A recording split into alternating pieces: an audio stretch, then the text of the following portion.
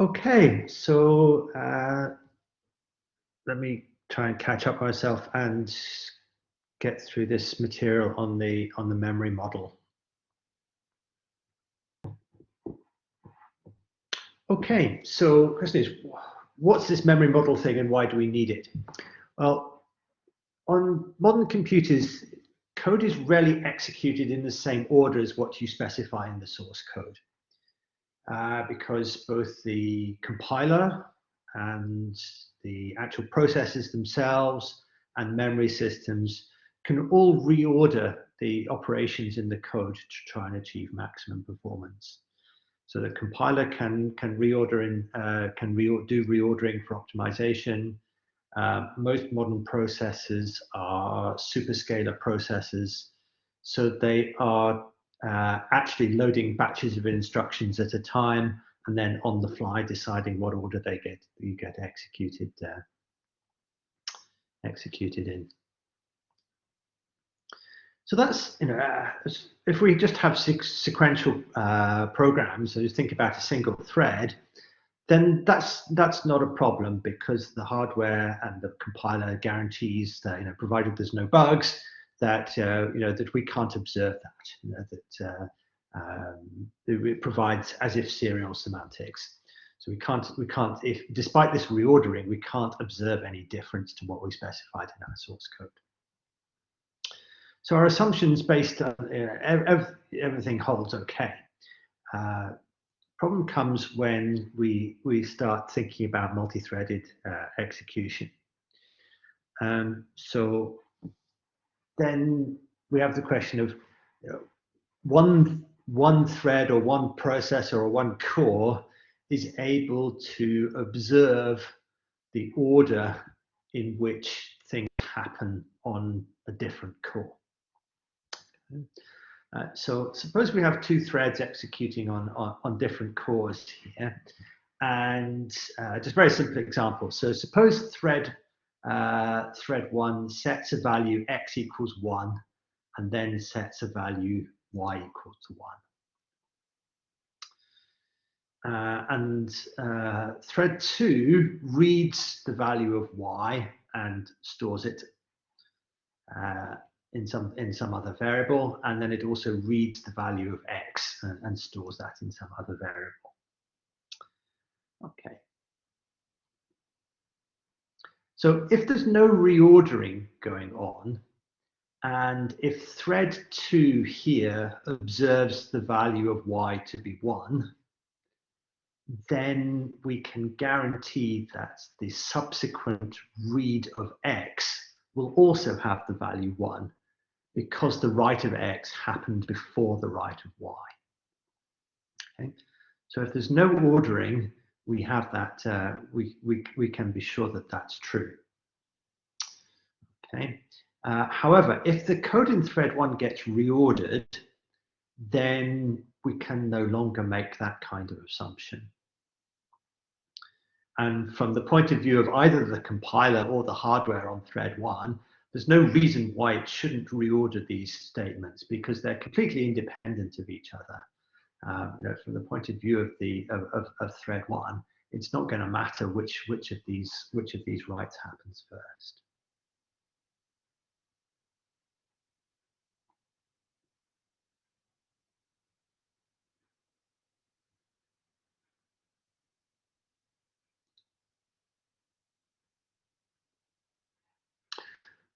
So what are we allowed to assume? So what are the rules here? So OpenMP has a memory model, and it's what's called a relaxed consistency shared memory model.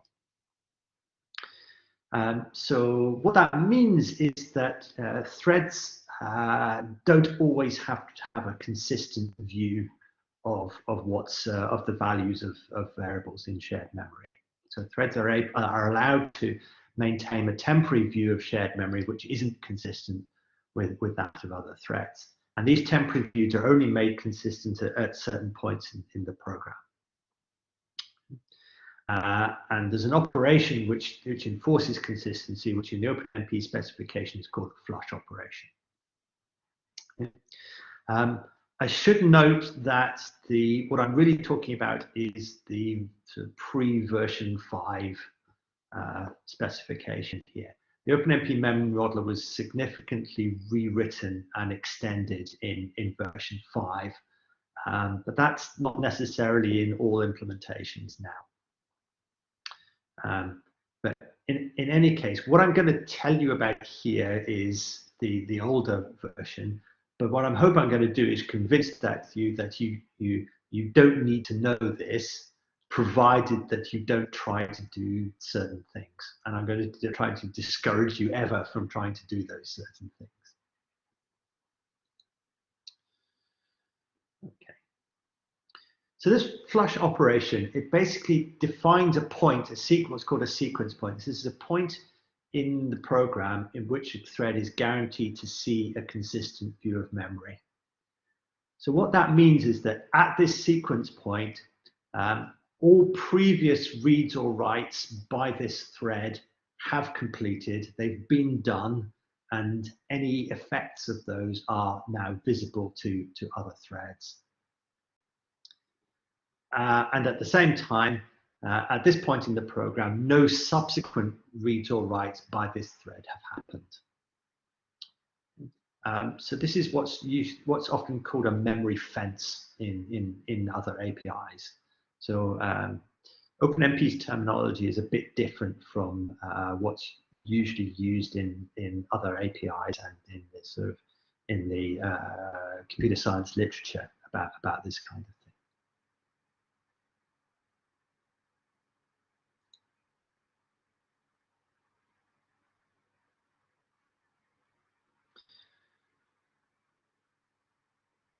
So why did you never have to worry about this so far? Okay, so this should say, well, hang on, I never had to care that my threads saw temporary views of memory or had potentially had inconsistent views of values in shared variables. Why did I never have to care about this so far? And the answer is that this flush operation, this operation to make everything consistent, is implied by OpenMP synchronizations. So this happens, this operation, this making everything consistent happens whenever we go into or out of a parallel region, whenever we have an implicit or explicit barrier, whenever we go in or out of critical regions, whenever a lock is set or unset. Okay. There are points where this doesn't happen because there is no synchronization. For example, entry to work sharing regions, the start of an OpenMP for or do loop doesn't synchronize the threads, and that doesn't enforce consistency at that point. Or, for example, that's entry or exit from master regions, because again, there's no implied synchronization there. But essentially, whenever there's an OpenMP synchronization, then everything is made consistent.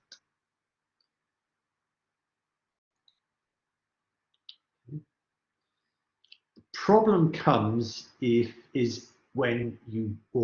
you try to synchronize threads without using the inbuilt OpenMP synchronization mechanisms. So you try to use values in normal variables to do some synchronization between threads.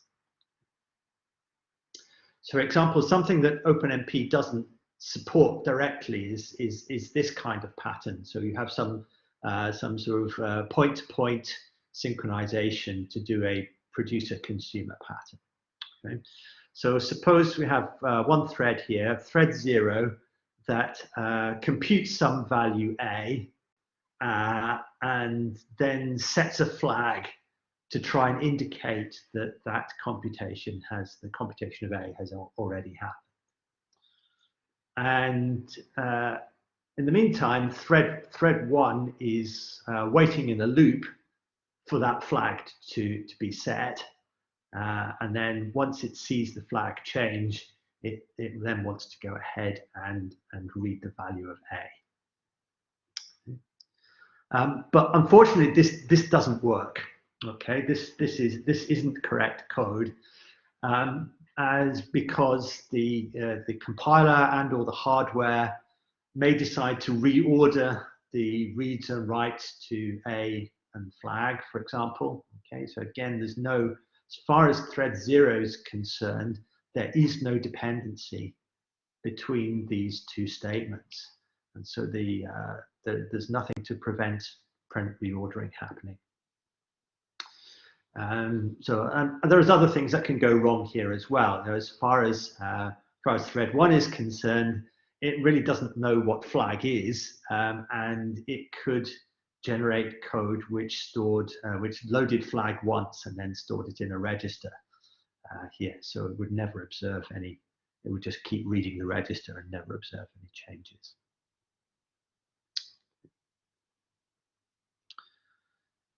So the question is then, can we make OpenMP work, or can we do this in OpenMP? And the answer is kind of yes, but. So OpenMP does have a way of explicitly adding a flush operation. So it has a flush directive, which we can add explicitly into the code. Unfortunately, using it is rather difficult and complicated, as we'll see. So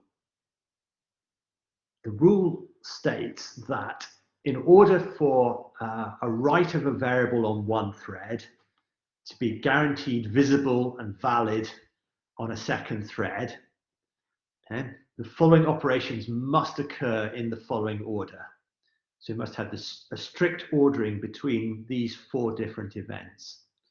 So first thing is that thread A writes the variable, and then thread A executes a flush operation. The next thing that happens is that thread B executes a flush operation, and finally thread B reads the variable. Okay? So in order for the basically, in order for this read to guarantee to see the correct value from this write, these 4 things must happen in this order. Okay? And that looks reasonably sensible, but we need to remember, and the difficult thing here is basically to ensure that step 2 happens before step 3, because these are actions happening on different threads. So we have to make sure that that this ordering is actually observed somehow, and that's the tricky bit. Okay. So if we were to try and make this example work, this is what we have to do here. So we have to add probably more flushes than you think you need. Okay. So let's have a look at each of them and see what they're doing. Okay.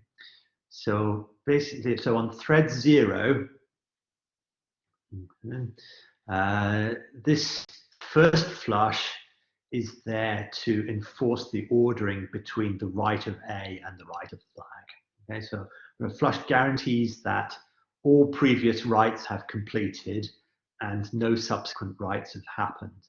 So this first flush makes sure that indeed A is written before flag. And then we also need this second flush after the flag, just to make sure that flag really does get, that this write really does happen at this point, okay? And to make sure that it doesn't get optimized away. Okay, so on this side, basically the first and second flushes are there to make sure that flag really gets read from memory. Okay, and so that every read of flag really comes from memory. And then the strange one is that we also need this extra one here. Okay, and this is ensuring that the flushes happen in the correct order. Okay, so what could happen without this flush here? Okay, So what could happen is that, okay, the first thing that happens, the one possible ordering is thread 1 does its flush, then thread 0 does this and this and this, okay, and even this, okay. Then this reader flag happens, and without that extra flush, we would go straight to here. But that failed to ensure the correct ordering of flushes, because the only flush that thread 1 would have done was this one, which happened before any of the flushes on thread 0. So we could have failed to ensure this step 2 before step 3 ordering. Okay, so we need this extra one here. So that's pretty complicated and difficult to program. Okay, so what I'm trying to convince you is that you should never try to do this. Okay, so using flush correctly is hard. It's prone to subtle bugs. It's extremely hard to test whether your code is correct or not. Because it's, you may, if you make a mistake, you can end up with code that executes correctly on one hardware platform or one compiler, but not on another. And you can end up in a situation, for example, where bugs can be triggered just by changing the optimization level on the compiler. You might test with -02, and then if you compile with -03, it might change the ordering. Or you might test your code to death on an x86 hardware platform, and everything works fine because the x86 has quite a strong memory model in the hardware, doesn't do much reordering in the hardware, and then you go and run it on an ARM chip, which has a much weaker hardware model. Okay, so Charles' a question: 2 flushes per thread, ensure there's only one way to. No, they don't have to be match up. Okay, so the flush doesn't synchronize. The flush is not a synchronizing operation. It's a local. It's actually a local operation to the thread, but we somehow have to make sure that the order in which threads do their flushes is correct. So then they're not being matched up. The threads don't have to communicate with each other to do a flush operation. But good, I'm glad that you don't fancy it anyway. Okay, that's yeah. Okay, so really, the message here is is really don't ever be tempted to try and do this stuff. It's really dangerous.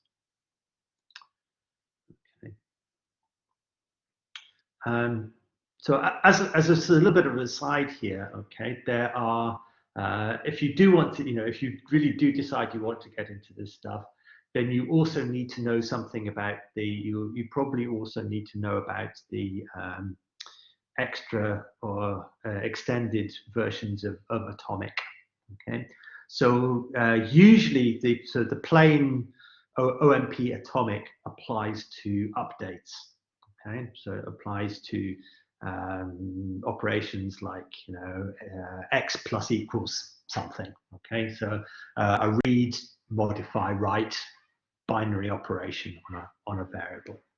But it's also possible to mark reads and writes and captures as atomic. So read and write are straightforward. Okay, so basically this ensures that the read of x is atomic.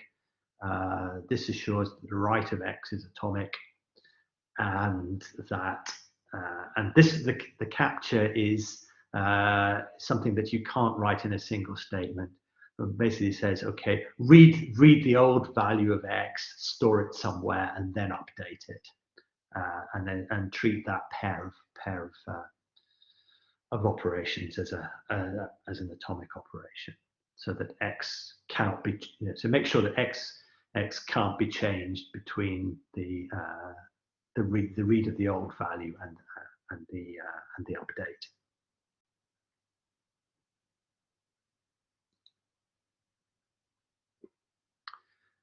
So strictly speaking, in this example, we should actually be using atomics for the rights of the to read and write the flag here. Okay, because otherwise we actually do technically have a race condition. It's probably a harmless race condition, but OpenMP specification is very strict. It says that you are not allowed. Race conditions are not permitted, regardless of how harmless they seem, or because essentially OpenMP makes no assumptions about the atomicity of operations on, of normal reads and writes to shared variables. So strictly speaking, you ought to do that, something like this.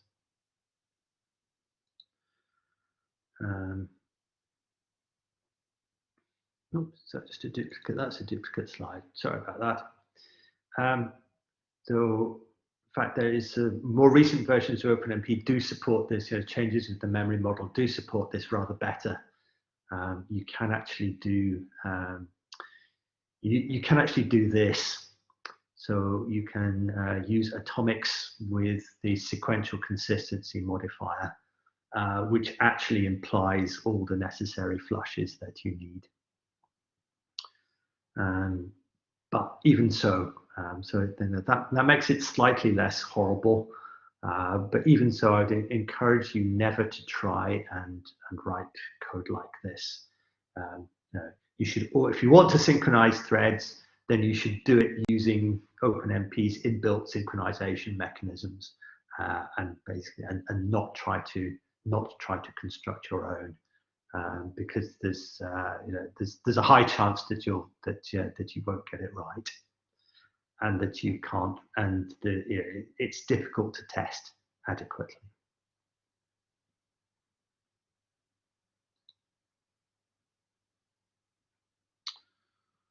Okay, yeah. So Lorenzo says, yeah, STR, yes. So there may be maybe better ways of doing this. Okay, but if you're just in plain old OpenMP, then you shouldn't basically try to do this. So yeah, I mean, it is a kind of an omission or failing of OpenMP, if you like, that there isn't really a good way to do this sort of point-to-point synchronization between threads.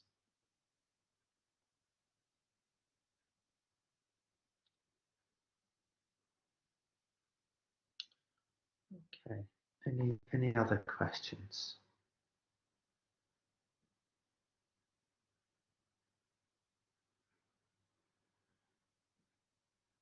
I see, Laura, you had a question about the practical exercises. I'll come back and answer that for you in a minute.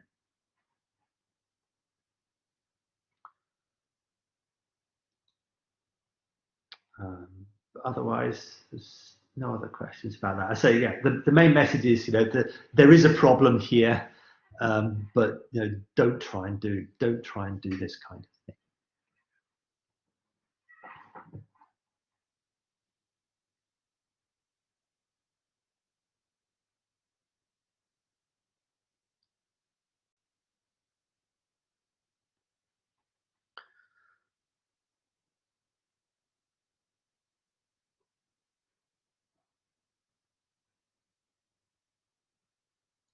Okay, so if there's nothing else, we'll take an hour's break for food. I'm sure our colleagues in Europe must be pretty hungry by now. So we'll take an hour's break for lunch and come back at 2 p.m. UK time.